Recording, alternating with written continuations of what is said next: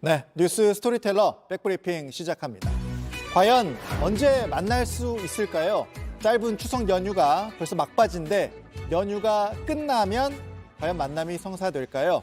네, 윤석열 대통령과 이재명 민주당 대표 얘기입니다. 먼저 운을 띄운 건 이재명 대표였죠. 지난달 말에 당대표 선출되자마자 윤 대통령을 향해서 만나자고 요청을 했습니다.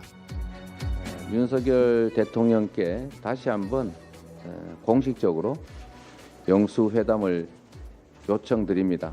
민생 앞에 여야와 정쟁이 있을 수 있겠습니까? 자, 일단 분위기는 나쁘지 않았죠. 다음 날 이진복 대통령실 정무수석이 축하난을 들고 이재명 대표를 찾아왔고 자연스럽게 회담에 대한 얘기가 오가기도 했습니다.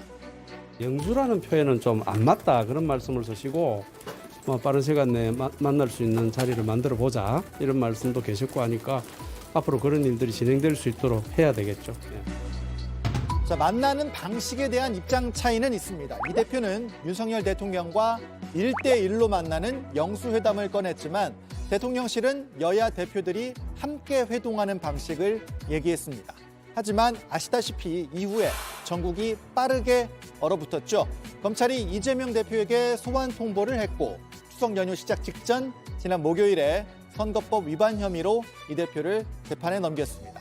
자, 그런데 이런 상황에서 이재명 대표가 다시 한번 윤 대통령을 향해서 만나자고 압박을 했습니다. 절차, 형식도 관계없다. 여당이 함께해도 좋다면서 추석 직후이라도 바로 만나서 우리 정치가 뭘 해야 하는지 국민의 물음에 답해드리자고 했습니다. 초당적으로 만나는 것 물론 좋은 일일 텐데요. 정치인의 말과 행동에는 모두 이유가 있으니까요. 이 대표는 윤 대통령과의 만남을 통해서 어떤 그림을 그리려는 걸까요? 또 이걸 윤 대통령과 참모들은 어떻게 받을지 지켜봐야겠습니다. 하나 더 준비했습니다. 불장난하지 말라고 경고를 보냈습니다. 미국 의회가 미국의 대표 기업 애플에 보낸 경고입니다. 최근에 애플이 신제품 아이폰 14를 공개했죠. 그런데 애플이 이 아이폰 14에 중국 국영 반도체 기업 YMTC 양쯔 메모리에서 생산한 반도체를 탑재할 계획이라는 미국 언론들의 보도가 나왔기 때문입니다.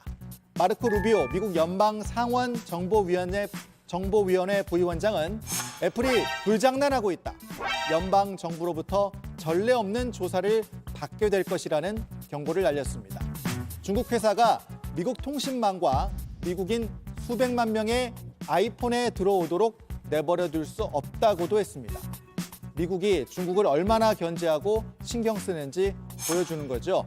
애플은 YMTC 반도체를 사용하지 않았다고 해명을 하긴 했는데 중국에 판매하는 아이폰은 중국 반도체를 공급받는 방안을 검토하고 있습니다. 자, 최근에는 이런 일도 있었죠.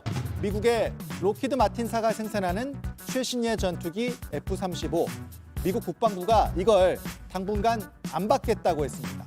이유는 엔진 관련 부품에 중국산 합금이 일부 사용됐기 때문입니다.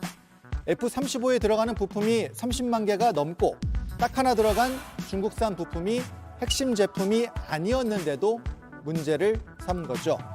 갈수록 긴장감이 높아지는 미중 관계 속에서 우리의 고민도 더 깊어지고 있습니다. 오늘 백브리핑 여기까지입니다.